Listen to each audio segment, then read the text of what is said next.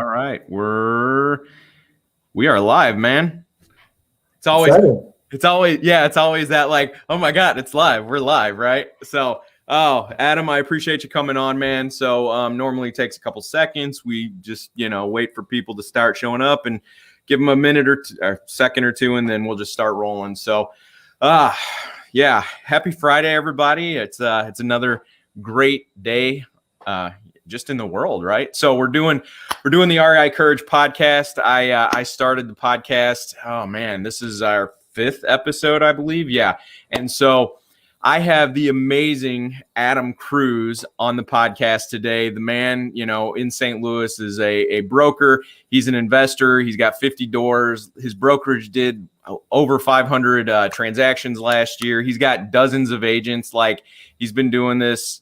I don't even know how old he is. Dude looks, really great for his age. I'm sure he's like 73 probably by how much stuff he's accomplished. Just messing. But what we're going to do, we're going to get into it. Adam's going to give his story. I'm going to pepper him with some questions. The guy's got one of the greatest personalities out there, which is why he does a ton of business. And like, people love him, as you saw from the interactions before the post or before we started. Like, people were already saying he's the greatest of all time. So without further ado, man, by the way, Adam, I'm going to hype everybody up just like you. So let's roll into it, Adam. Give some of your background, just go into your story, man, from the start, like when you decided to get into real estate. If you've done anything before real estate, even get into that, and then we'll just start jiving. And if anybody has any questions, throw the questions up. We'll go through those. Any comments, likes, looks like we already got likes, people. So yeah, man. Let's get hammering and get into your story. So take it away, Adam. Cool, and it's exciting that we are doing this live because I hope people will ask some questions or whatever. That'd be exciting to answer some live questions or whatever. There you go. I never know where to start, Josh, so I'll just start talking, and you can interrupt me or whatever anytime you want to. Sounds good. Yeah, well, you're the host, so you do whatever you want. But my story started a long time ago, I guess maybe like 2004. I was in college at Mizzou. I was getting a master's in accounting, and I was doing an internship as an auditor. I was like auditing businesses and banks and hospitals and stuff like that. And I had a friend, he was my best friend. He lived in Florida, and I had this experience that happened to me multiple times where I'd be like in Pana, Illinois on a Saturday counting light bulbs for an inventory audit. And my friend, his name was Mark, he would call me and he'd be like, I just sold the house. We're going to the bar. And I'm like, damn, okay. And there's that, like, then I'm, somewhere in Maryland Heights, like in a tight little cubicle, like going through canceled bank checks or whatever. And he'd call me, I just sold the house. We're going to the bar. And so this kind of happened to me. And so ultimately I decided I didn't decide to be a realtor. Then I decided to be a real estate investor. I wanted to invest in properties on the side. And so I started looking into that. And my family was saying, no one in my family before that was like real estate people, real estate investors, anything like that. And they were like, you need to take a class. And so the only class I could find was the class that you would take to get your real estate license. So I was taking like accounting classes by day, and I got my real estate license at night. And even as I was sitting in that class, I didn't intend to become a realtor. But then they started talking about commission, and I'm like, oh, so if I get my realtor's license, then I can like get a commission or a little discount basically on the property. So I think I'll do that. And then as my friend would call me more and more, I ultimately, I did decide to kind of get my real estate license. And so I was an auditor by day, realtor by night. I actually had some of my first clients came from the company I was auditing or working at as an auditor. And I like to share this part of the story because there's probably people out there that are in their day job still trying to figure out how to quit or whatever. And so what I did is I made a spreadsheet of my monthly expenses. And I, multiplied that times 6. And then as soon as I had that much, which is 6 months of expenses in the bank, my plan was to quit my job at that time and just become a full-time real estate guy.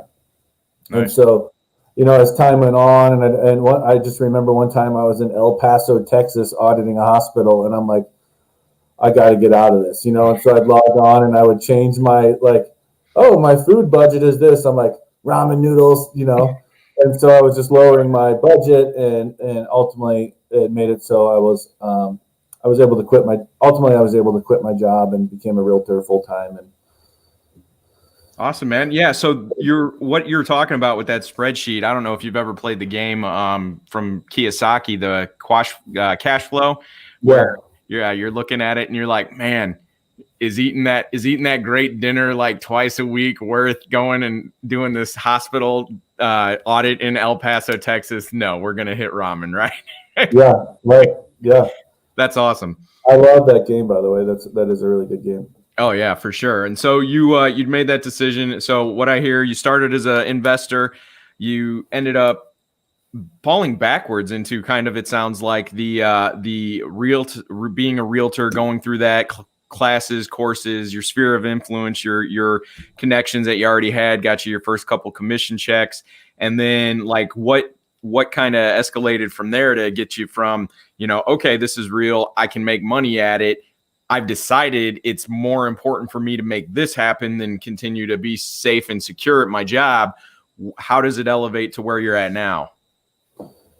Well, I did start buying properties. Okay. I guess I don't need to get into all the details of quitting the job and all that kind of stuff. There's probably other podcasts for that. I'm happy to talk about anything you want to, but I did start buying properties. The first house I bought, I was still in college. And so, because I got my master's, it took me a little longer. So I had some friends who moved into the house and were living there in St. Louis while I was still living in Columbia. And back in those days, you could get a loan. So the first investment property I bought was a house in Arnold. I still have it today. But I bought the house with no money down. I negotiated like $12,000 inspection contingency, credit or whatever, and something else, I forget what it was. But so the day of closing, it's like you show up, no money down, you get the keys, you sign some stuff, you get the keys, and I got $12,000. It's like, this is weird. This is cool, Why wouldn't we keep doing that? Yeah. And so my plan at that time was to buy like what I would call single family houses that I would basically be willing to live in, and every investor, what I've learned over the years, has kind of a formula that they go by, or something how they decide if they're going to buy a property or not, usually depending on what podcast they've been listening to, or, what their mentor does or whatever, but yeah. Something that happened to me was, so my plan was to buy these like $150,000 houses and rent them out. But something that happened to me was I had a listing appointment to go to list this 4-family building in South City. And while I'm walking through it, she says, we want about $60,000. I'm going, okay. And we're walking through and I'm looking, and she's like, yeah, each unit rents for about $500. And I'm like, okay.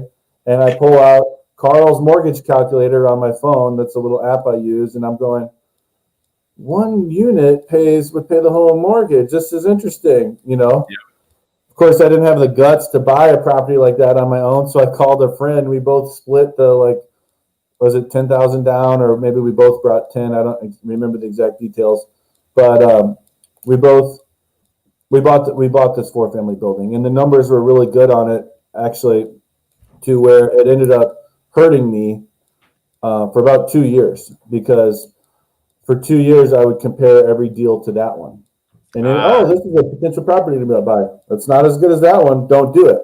How about this one? Not as good as that one. Don't do it. And so literally for 2 years, I don't think I bought anything, because I was just looking for that one. I didn't realize how crazy good of a deal that was. Gotcha. Trying to hit the home run every time.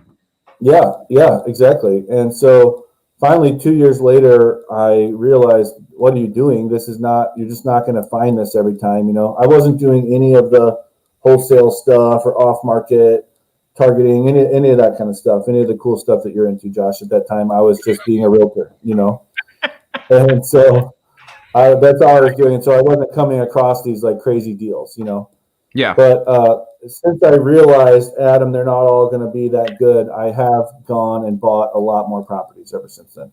Oh yeah, for sure. We were just talking about you're actually gonna sell some of them here shortly. Yeah. So you've got this. You've gotten into it. You started buying investments. You bought that fourplex. Do you still have the fourplex down in Yeah. South City? Yeah. Mm-hmm. Nice. That's awesome. That's one of the areas I'm going to get into soon. So maybe we'll talk in a little bit. But yeah, so you've got this, you started investing, you hit a home run with this fourplex, you kind of gauged everything off of that for 2 years. And then you realized, okay, wait, I'm using the wrong measuring. And that's actually one of the things that was great. To talk about the formulas that people use and kind of your mentor or a programmer, all of that. We talked about that at the mastermind I was at yesterday. There normally is there's normally a like mathematical formula to show you that it's a good purchase on paper. But then normally investors have a gut instinct or something that tells them, like you mentioned earlier, like, would I live in it? They also have something that will tell them, well, even though the numbers work, this isn't something I'm going to buy. Another investor that I worked for at one time, their criteria was, if I can't get out of my car at night and walk around my car 3 times and feel safe, I don't want to invest in that neighborhood. Everybody's got their thing, right? Do you have one of those that you use today? I mean, obviously you were comparing up against that fourplex and realized that wasn't a great way to go about it, but do you have anything like that you use? Not exactly. I don't have a set thing, Okay. I'm not basing things on cap rate or necessarily that, this like evaluation spreadsheet that I made has a scorecard with 5 or 6 different, or maybe 6 or 7 different like measurables, cap rate, cash on cash return. Gotcha. I have it right here. I like the one that I like is how many months until I get my down payment back. Nice. Gross rent multiplier, stuff like that, Yep. and then what I've tried to do is sort of diversify, and so I have like really cheap houses and, in Jennings and stuff like that. And I have the bunch of like multifamilies in South City, and I have some nicer houses in like Sunset Hills and, on the hill and whatever. Nice. I'm buying, we're closing soon on some properties like duplexes in Troy. I'm actually talking today, or I just made an offer today on a storage unit type of place. So I'm really trying to diversify, and I realize that what I realize is that my spreadsheet that I have, we have it's red if the numbers are bad, and it's green if the numbers are good. Yep. For each one of those like scorecard targets.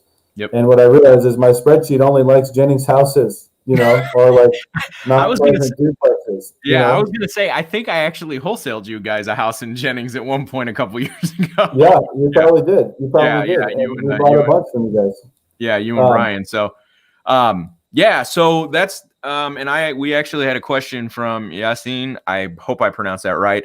He asked if you'd be able to share your spreadsheet. Yeah, sure. I haven't done a share screen on here yet. So I will have to figure that out. But yeah, if after this, if you want to send that to me, like I'll post it, or I can tag you in a post. We'll definitely get that out to you, and appreciate you asking the question, Yasin, and keep watching and asking. We'll get you taken care of. So, yeah, can I comment on that real quick? Yeah, for sure. I'm happy to share my spreadsheet, and one of the things that I'm working on, I need like the type of person who understands like, oh, the IRR is this and the future value is that or whatever. I need more of like a financial type person to help me figure out how we can add in there, like if we think the property is going to appreciate or something. And so to kind of consider that as one of the like scorecard measurables, because like I say, otherwise it just wants me to buy like low end rental properties. But I'm like, dude, the spreadsheet will never allow me to buy like a Baldwin house, right? Gotcha. And I think that there sometimes makes sense to buy a Baldwin house. Yeah. But what's different? Well, it might appreciate or something like that, right? Yeah. So I'd like to figure out how to make my spreadsheet tell me, hey, Adam, it's cool to buy this Baldwin house. You know? Yeah, and that was I'm talking to potential partners now, and it's one of those, it's like, we want this many cash flowing that are under 100 grand, this many for like cash flow and equity. And then it's the same thing you're talking about, being able to intelligently and properly evaluate all properties instead of just pigeonholing yourself into the cash flow ones that are worth 20 grand and you can, make $800 a month on them. Right. Yeah. Right. Yeah. Yeah, for sure. So I will actually mark that down because I know I've got some contacts. And now that you put it out there to the universe and the world and, Facebook and the podcast, I'm sure someone will pop out of the woodwork to help you out with that. So yeah, we'll get that taken care of for sure. So the other reason that I wanted to bring you on this podcast and how, like, I launched this consulting company on top of, being an investor, because over the years I've helped a number of people in their business. But what I'm really seeing is there are so many different programs. There's so many different courses. There's so many different ways to make money in real estate. And yours is one of those that is very unique. And now hearing more of your story, because I've known you for a while, but didn't really get into your backstory. Your path has been unique as well. And so you started as an investor, you got your, and we'll just put up there that you are the man. That's my cousin. So, kind of like a paid endorsement there. But Adam, you didn't have to tell anybody that. Nobody would have known, but thank you, Adam. Yeah, definitely. Thanks for watching and being on and giving him some love. So, but your path, so you started investing, you started having this, you were an agent. So like, what made you decide to start building Hermann London? By the way, I always meant to ask you, and last time I saw you, and Yassine said, I love it. This gets him excited. So yeah, man, how did you decide to start building Hermann London into what it is today? If you started as an investor and as a realtor, like, was there a turning point? Was it something that organically just started gaining momentum? Can you go into that for a little bit? Yeah. And that I'm willing to share that, that is definitely like a different story. It's a little bit, I guess, more personal, but I'm willing to share it.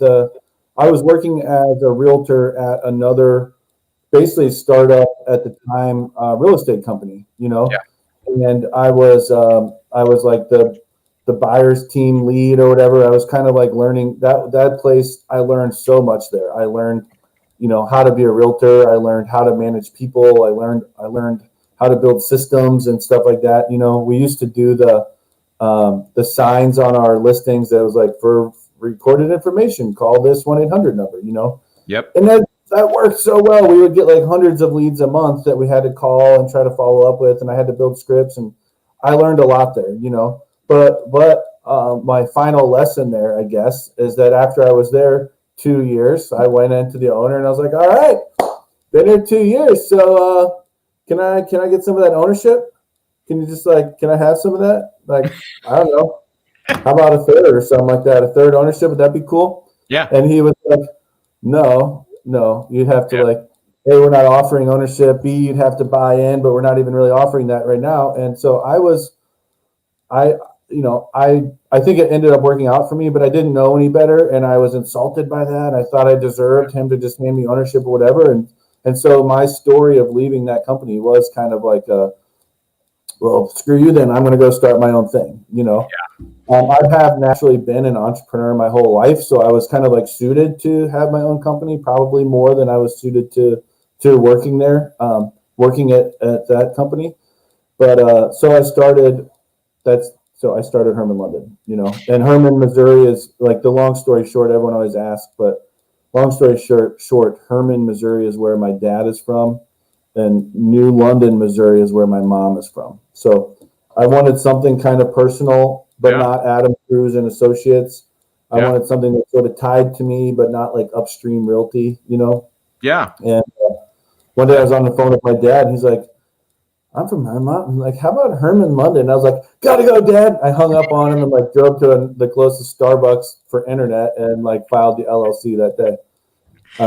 But since then, my whole thing with Hermann London has been, I'm like really passionate about it. I work a lot on it. I spent a ton of time on it. We've been around almost 13 years now. May will be 13 years.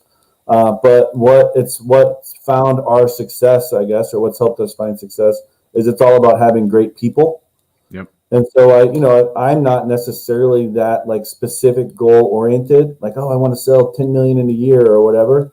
I just like growth, and I like growing things, right? And so what I've done over the years is, as I find good people that are willing to work with me, then we sort of build things around them. Yeah. Like the best example of that is we had a guy, well, there's two good examples. One guy that really wanted to do commercial. Well, we didn't do shit with commercial stuff. Sorry, I don't know if I can cuss on here. You're fine. Go for it. We didn't do anything with commercial at that time, but it's like, I got the right guy, so let's build commercial around him. And then the same type of thing happened with property management, right?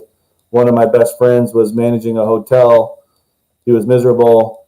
I was self-managing the properties that I owned. And so we're like, dude, you should get into, you should do property management for us. Here's a book, Property Management for Dummies, right? And somehow I was able to convince him to quit his job and get his real estate license and do property management with us. He's still with us today. And we have like a booming property management department, Yeah. So it's all been more about getting the right people and then growing something around that. And you mentioned Brian earlier, right?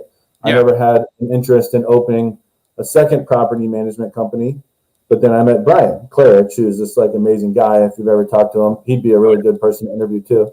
Yep. And he wanted to open another property management company. So I'm like, no. And then it was like, well, if we did, then we can buy these Jennings houses that you've sort of always wanted to buy, but didn't really trust the other management companies. And it's like, all right, let's do it. Yep. And so it's all been about like coming across the right people.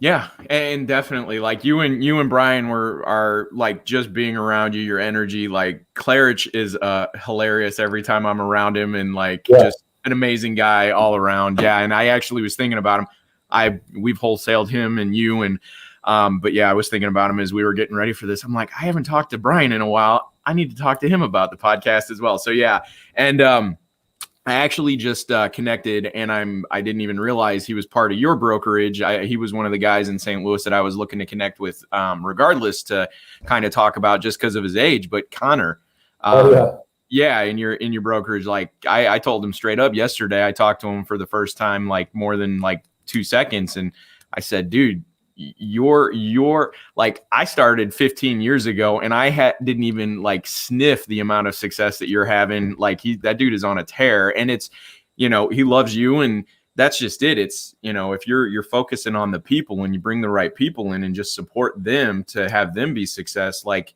they shout to the high heavens for you. And that's what I've seen. Like everyone that comes into contact with you is all about like, yeah, dude's amazing. And, your cousin's even putting it out here. So, yeah, well, Connor's a great example, man. So with Connor joining our company, I was like, this guy has a lot to teach me, and I've learned a lot from Connor, and he sort of pushes me to like learn new things. And Connor and I now are all about like, how are we going to automate our systems? And, we'll be up late at night on Zoom calls, like looking through softwares and figuring out how we can automate things. And, that guy is great. He really is great. And he's very humble, so he might not be willing to tell you that he's great, but he is. He's doing cool things. I'm glad to have him. Yeah, and that kind of touches on the point, a great point in entrepreneurship. If you can surround yourself with people that are amazing, have amazing energy, and then push you in a way that you want to be pushed, as opposed to feeling like you're being forced,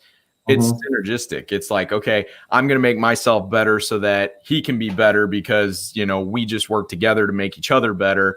It starts flowing, and then, the sky's the limit. So yeah, man, just the people aspect. And that's one of the big things that I took from our interactions with, anytime I've had with you and just talking about your business is like, it's people. How do we build to have people have success? So, is there anything else on your journey? I know it was kind of personal, building Hermann London, by the way, like, and Hermann London, I love it because I've always been like, that is really like, it's slick and it sounds good. And it's kind of like Berkshire Hathaway but it's not. And it was just smooth.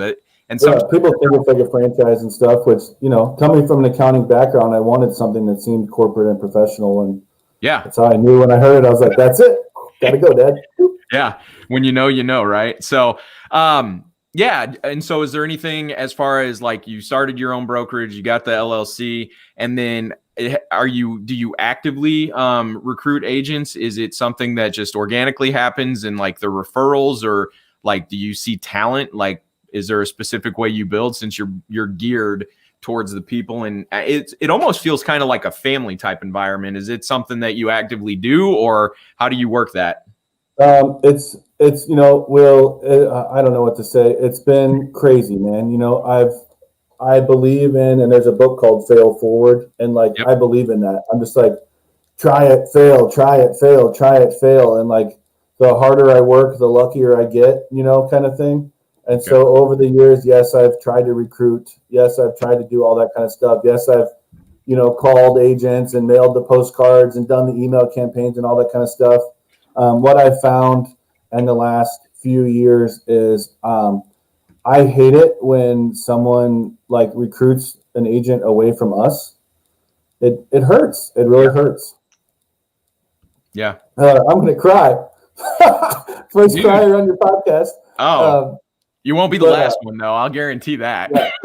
So what I found is I don't want to do that. First of all, I don't want to like steal people, from other companies. Yep. Like on the offense, I don't want to offensively or whatever go after people from other companies. Yeah. So what I do is I like to say we focus on retention, not on recruiting. And I think that it would be weird to work at one of these companies that's so focused on recruiting, right? And they're like, "Oh, Josh, it's going to be great. We're going to do so much stuff. It's going to be awesome." And then you join the company and you're like, "Sit over there. Cool. I'm on to the next one." Right. And they keep trying to bring him in. I'm like, but what about me? That's how I would think that it would feel. And so, like I say, I like to try to focus on retention and helping the agents that we have find success, helping them grow, helping them be happy, making sure that they feel like they're part of our Hermann London family. And everyone's definition of success is different, and what they want is different, and that's part of what keeps my day interesting. But so what I've found is that by helping the agents that we have be happy, they do the recruiting, right? And so the last however many agents that we've had join us are like, "Hey, I'm friends with David Stewart, and he told me to call you," or whatever. And so most of the agents that we get now are people that either just randomly kind of found us online and interviewed me and a bunch of other people, or they were sort of like recruited in from other agents in our office. And so to be clear, we always do want more, of the right type of people to join our company. Yep. But no, that's not something that I've like been focusing on at all in the last few years. Yeah. And that's perfect example. Like there are companies that go out there and hammer on like, "Hey, we'll give you good cuts, like whatever it takes to get in the door." And some of them retain, and some of them are, once they get in, it's what it is. And then, like you said, others, it's like, "All right, we got you in the turnstile. We're on to the next one." And so, no, man, I totally get and I love that phrase, retention over recruiting. That's awesome. Because that was one of the things that, especially as an entrepreneur and in a journey, is like, how do you keep good people? Like, especially people that are driven and want to grow, like you have to grow as well. So no, man, I love that phrase. I'm not going to steal it, but I am going to like ship it and use it. Say whatever you want. I don't think I didn't necessarily come up with that, but no. And I've made my mistakes over the years, like I said, fail forward. There's been a lot of agents that have worked at our company that don't work there anymore. Yeah. And work somewhere else, and they might not like me or something like that. I don't know, but all I can say is I do try to do my best, and not everyone's a fit for every company, right? And so that's just to be fair. Do your best, keep trying to get better, and just know it's a journey, right? Real quick, so I got some questions. We're about a half hour. We got probably about 10, 15 more minutes. And I'm just going to start peppering you questions. You good? Sure, yeah, I got plenty of time. Okay. Let's see. Do you have any habits in your daily life that are non-negotiable or around the business that like it's, hey, every day or once a week or like once a month, self-care or like going to the gym or anything like that? Do you have any habits in your life as an entrepreneur that you make sure you hit every day? I can't think of anything in particular. I was going to make a joke about, of course, I go to the gym every morning. Can't you tell? But I think that I guess I don't specifically. I mean, every day let me share a couple things. I know my personality type. I'm very ADD, right? And so a couple like little quick things that I do for my own success is I have some systems. If I ever tell you that I'm going to do something, I will email myself that thing that I'm going to do. If I said, yeah, Josh, I'll send you that spreadsheet after this, there's a 0% chance that I'm going to remember to send you that spreadsheet unless either you email me and ask for it, or if I was to email myself and remind myself. That is a great point of knowing yourself and how you operate well enough to put things in place to make sure you don't lose like things that so you can honor your word. Love that. And the same thing with my calendar, right? So like I live and die by my calendar. I didn't just say, yeah, I've got plenty of time, not knowing that I have a 4:00 appointment today. I know that and I looked at that and said that before I said that I had plenty of time. So yeah. No, and that's an amazing point too. The more you start gaining momentum, the more you start really like living in and leaning in. Like the calendar for me, I used to just wing it and go by the memory and like would manually enter it. And now it's like, nope, calendar links, scheduling, emails, like you said, and especially now that our kid, how old are your kids? I've got a 2-year-old and a about to be 8.5-month-old, I guess, are in the belly. There's one in the belly. My apologies. I thought you had a second one already, but yeah. Yeah, and that's just it. As they start getting older, like they start having activities you have to like incorporate into a calendar as well. So like, and it gets crazy where not just your business, but I don't know if it works for you guys as well, but like me and my wife, like if it's not on the calendar, it doesn't happen. Yeah, for sure. Yeah, sure. Definitely put those things in place to make sure you're taking care of stuff. What would you say is I call it the superpower, but like, and we kind of talked about it with like the people but is there anything specifically outside of just relationship building that you feel you're really good at in entrepreneurship and the journey, and you make sure you hammer on it? Does that make sense? Yeah, I think so. I don't know, man. What is my superpower? Is that what you're saying? Yeah, basically. We're all superheroes at some level. Well, I just read a book recently called Rocket Fuel, which has had this major impact on my life. And so then they have a little quiz, but you knew it before you took the quiz if you read the book. But I'm what they call a visionary. Yep. And so what that book calls is a visionary. Yep. And so I am pretty good at like thinking of ideas and like kind of building, at least building systems and structures around them. Yep. My like super weakness is having consistency and being the guy who every Tuesday will send a certain email or whatever. That's not me, but I do love kind of bringing ideas together and making things happen. Awesome. Yeah, definitely a great book. You said Rocket Fuel. It's based off of Traction, which is that original one. Rocket Fuel is the relationship between the visionary and the integrator in the business. Yeah, and all visionaries need an integrator. Just FYI. Yeah, and so we don't have one yet. I've been using my office manager, Jerry, is like the most amazing person in the world. And she kind of acted as my integrator for a while, but now Jerry's stacks of things that I want her to do are so big. Yeah. I'm looking into hiring an integrator. Gotcha. Okay. Yeah. And just making sure that they work in complementary with each other, and they can take the vision from the visionary down to the people the way it needs to be. And they end up being the one that's the, as they call it, the hammer or the whip. And they've got to be able to do that in a way that is endearing, as they say. So yeah, man, that's a great book. I love that book and that whole EOS series. So other questions. What has been the most surprising for you on this journey, as far as like something that you thought was going to be difficult but ended up being really easy, or something that you thought was going to be like super easy in making this happen and it ended up not flopping, but like you were like, oh man, this is way more difficult than I anticipated? Did you ever have those where you're like gonna burn the world down because it's so easy and I got this, and then you get into it and it's like, oh damn. I know, and you sent me that question ahead of time, and I was like, man, I don't know what kind of good answers I have for that, because I don't get podcast, man. Like if something doesn't work, I don't necessarily get that beat up about it, Right. This whole fail forward concept. I'm totally cool with failing. I'm totally cool with it, man. And that is a superpower. That is a muscle that you have to build, being okay with failing. Because I mean, it helps me actually when COVID came out, I was trying to, our whole company is pretty much like referral based, the realtor side. is pretty much referral based. Yeah. People get referrals. Yeah. But when COVID came out, I was like, we got to find another way. And so I started going on Facebook Live just for our company account and making cold calls.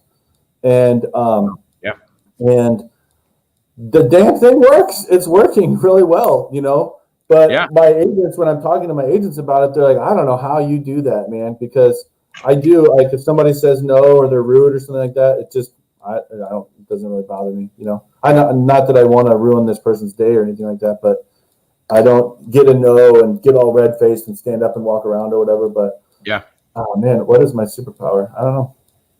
All right. Yeah, you're good. We'll just fail forward and move through it. No, but the being able to handle like perceived failure or like not allowing that to impact you, like that is a great as far as entrepreneurship goes. That mindset piece has been severely underrated until we started like a couple years ago, as far as a human nature and entrepreneurship, starting to realize like your belief system dictates a whole lot more than you anticipated. That hustle and grind works, but only if your mindset's right, your mental resilience, right? So that helps me answer I think you asked like, what have I learned is really hard for me or something like that. I am horrendous at holding people accountable. Right. I want someone to like run along with me. Let's get this done. Let's do stuff. But if someone's just like at home, like watching TV, like it's not going to be me calling them saying, you need to get out of bed and make this happen. And like, there's deals to be done, like I do not hold people accountable very well at all. It's not meant for me. I don't know how to like do it, I guess. And I don't necessarily want to focus my time on learning on how to be better at it either. Yep. And that's just it. And visionaries, depending on how far on that scale you are, visionaries, it's not one of their great suits. Because like you said, they're all looking, hey, we've got this big dream. Everybody run together towards it. And some people like that mindset is just not there yet. And it can get there. But yeah, it's not something a visionary is normally like. It's one of those like, well, if you're not interested, I'm just going to keep going because that's what's supposed to happen. But I'll never forget, I used to have weekly one-on-ones with this agent that was at our company at the time. And she had like this stuff that she was supposed to do every week. And then every week we're supposed to meet and say, did you do them and whatever. And it would be like, she's like, no, I didn't do it. And I'm kind of like, man, should I do it for you? I can, like, and not in a snarky, like convince her to do it passive aggressively way. It was more like, I'm willing to do that for you. I'll just do it. And it's like, that is not holding her accountable. That is not helping to train her. That is not helping to coach her. That is not doing anything for them at all, except adding more work to my plate. It's actually called enabling, Adam. Enabling, yes. And you know what? Every week it's like, no, I didn't do my stuff. And I'm like, that's cool. And that's like not what you're supposed to do if you need someone to hold. No. If you want to be supposed to be holding people accountable. Yeah, and that's what they call a blind spot for like visionaries, and especially visionaries that are people oriented, like they call them relators. Yeah, that holding people accountable, that is going to be your integrator, like bar none. If it's even something you want to start incorporating. Yeah. So, but yeah, man, for sure, I get that. I felt that. So, yeah. Full honesty, a couple of years ago, I was that dude that was probably sitting on the couch being like, man, I just can't get myself out of bed today. So it's my boss's fault that I'm not successful. Like, I'm going to watch Oprah and no one's getting mad at me, so I'm just going to keep watching. Like, she's not getting paid either. She makes great points, man. Yeah, so much to do. I'm going to start with my laundry. Go do something. Don't worry about those houses. We'll take care of them. All right, man. So last question. We're right at about 40 minutes. I greatly appreciate you coming on, sharing your story and going through and like, hopefully, you got something out of this. I know like I had fun. I know it sounds like you had some fun. The last question I would say, what would be your golden nugget to give anybody that is getting ready to, or is going through that entrepreneurialship journey? And just like, hey, if I could impart one thing, or even like if it's you back, 15 years, what did you say? 04, 15 years ago, even though you probably wouldn't listen to it at the time, what piece of advice would you give?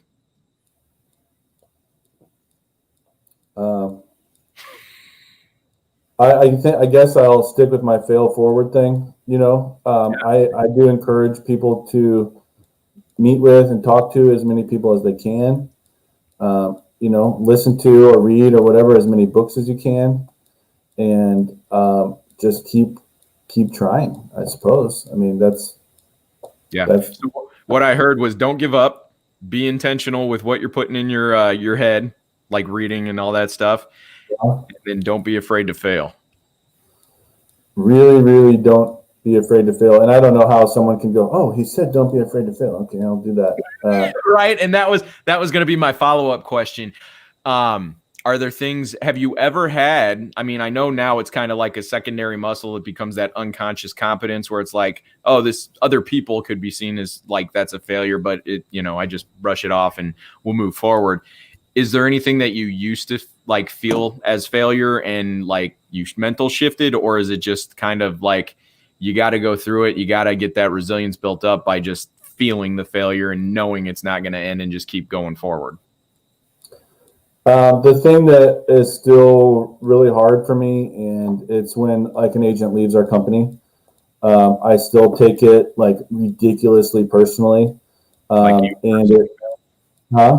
you personally failed them, or no? Okay. I don't know what to say. Like it really bothers me. It like depresses me. It like. If an agent texts me, because if you want to meet with somebody, you say, "Oh, can we meet about? I got a question for you about this or that or whatever." And if someone texts me and they're like, "Will you be in the office tomorrow?" It's like, "Oh God, I can't. How could you do this after so many great years together?" It's like fucking ruins my day. Like I want to puke. Oh yeah. And then we meet, and they're like, "How do you fill out this form?" I'm like, "Oh, cool. You just do this." But that's still like the hardest thing for me in general, I guess. But I don't know. I appreciate you getting into that, man. I know you. It obviously. I mean, you can see it and feel it. Like it impacts you, and that's just the core of being a people person and like feeling like you're building something of significance by helping other people. It's yeah, man. So I get that. I feel that. And I've been through it myself. Like I've trained people and worked with people, and yeah. And when they do decide to either cut you out or leave, it's like that, those feelings of abandonment and all that. Like, at least for me, I don't know if that's what you feel, but yeah, I appreciate it. Can I say that as a guy who me personally, I have read a lot of the books and gone to a lot of the seminars and stuff like that. I can tell just from talking to you that you also have read the books and gone to the seminars and stuff. I can't tell you how surprised I am that you've heard of EOS, heard of traction, read rocket fuel. That's crazy impressive to me, by the way. And then you also said unconscious competence earlier, which is like this whole other thing that obviously you're super familiar with. That's amazing. So I think you are working with clients and stuff now. I'm confident that they're in good hands if they're working with someone like you who has like that kind of knowledge set, And so one of the things that I've done over the years, like I sort of mentioned, is talking to people and stuff like that, but definitely taking on mentors and anything like that in any place that I can. So I'm impressed, Josh, is all I can say. I was impressed by the things you were saying. Oh, well, wasn't expecting that, but man, I appreciate that for sure. So I thank you. Yeah. And also, by the way, why the hell didn't you tell me about rocket fuel? I don't know when you read it, but I just heard about it like a month ago and it's changing my life. So I wish I would have heard about it 3 years ago. Well, hey man, after we hop off this podcast, let's connect and we'll talk and we'll see how we can help each other out. Okay, cool. Simple enough, right? Yeah, that sounds great. Awesome, man. Well, hey, I appreciate it. It sounds like I'll be shooting you a text as soon as I hop off here. But yeah, man. And again, I appreciate it greatly. I appreciate you. I know when I originally called, I think I caught you in the middle of something or you were in between meetings and it was a whole slew of rant of what was going to happen. But I appreciate you coming on. You killed it like always. And you're an amazing and gracious guest. And so thank you very much. And yeah, man, I'll be in touch, obviously. And if anybody has any questions or needs anything, interested in being a realtor, definitely talk to Adam. Like I've sent him people and like he's always done right. So sold him deals. Like he's just a great guy. So yeah, I appreciate it, man. Is there anything you want to say before we sign off, or just give a wave and be good, or what you got? Give a wave and be good. Thank you everybody for watching. And thank you, Cousin Bill, for the shout outs. Yeah. Yeah. Right. Thank you, everybody. Have a good rest of your day. Man. Bye. You too. Take care. Bye-bye.